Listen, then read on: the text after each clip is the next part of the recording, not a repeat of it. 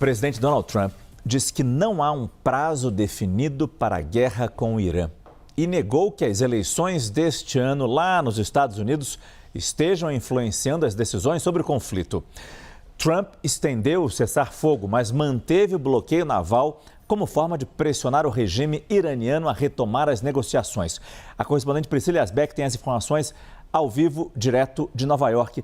Priscila, boa noite. Como é que Irã e Estados Unidos eles se posicionam frente a esse cessar-fogo, Priscila?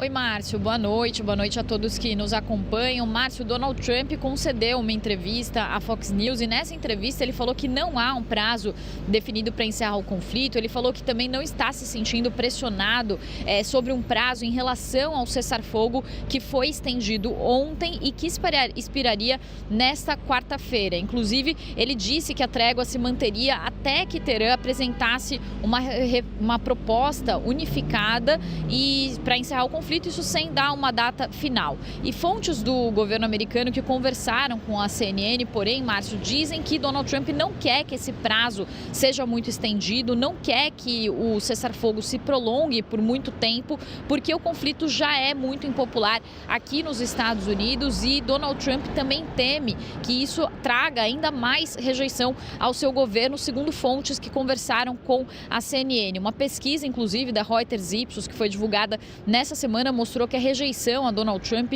subiu a 62% em meio à guerra. Mas Donald Trump, nessa entrevista que ele concedeu à Fox News, ele negou que ele esteja buscando apressar o fim do conflito por causa da rejeição à guerra e também por causa das eleições de meio de mandato. Ele falou que a pressão política não tem nenhuma influência sobre as suas decisões e que ele quer encerrar o conflito porque ele quer vencer e derrotar o Irã. Ele também disse que ele também falou que não se sente pressionado porque os Estados Unidos também estão fazendo uma pressão econômica sobre o Irã e a mesma coisa foi dita também pela secretária de imprensa da Casa Branca, que mais cedo disse justamente que não há um prazo definido para encerrar o conflito e que Donald Trump estaria muito satisfeito com a pressão econômica exercida sobre o Irã com o bloqueio naval que foi imposto aos portos iranianos. Mesmo depois de estender o cessar-fogo, Donald Trump manteve o bloqueio naval dos Estados Unidos e o Irã tem dito que essa é a razão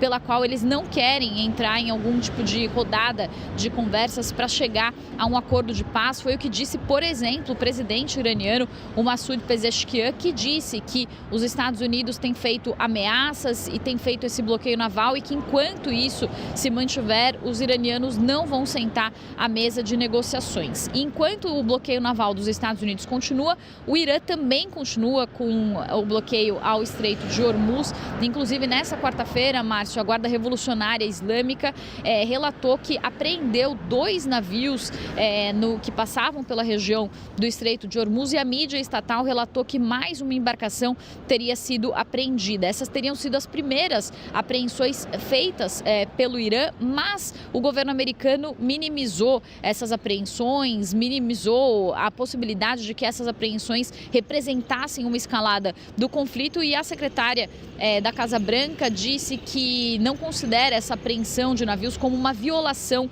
do cessar-fogo. Inclusive disse que a Marinha Americana já afundou 160 navios iranianos e que esses 2 navios que foram apreendidos não representam nada significante. Além disso, enquanto o conflito se prolonga e sem a possibilidade de um desfecho para essa guerra e sem a possibilidade de uma retomada nas conversas, também a União Europeia anunciou nessa quarta-feira um pacote de medidas para proteger a sua economia, já que os europeus já gastaram 28 bilhões de dólares a mais com importação de energia desde o início da guerra e a União Europeia anunciou, por exemplo, um organismo que vai identificar focos de escassez de combustível e coordenar também a partilha de combustível e também de reservas de emergência que são liberadas pelos estados que são membros do bloco europeu. Eu volto com você, Márcio.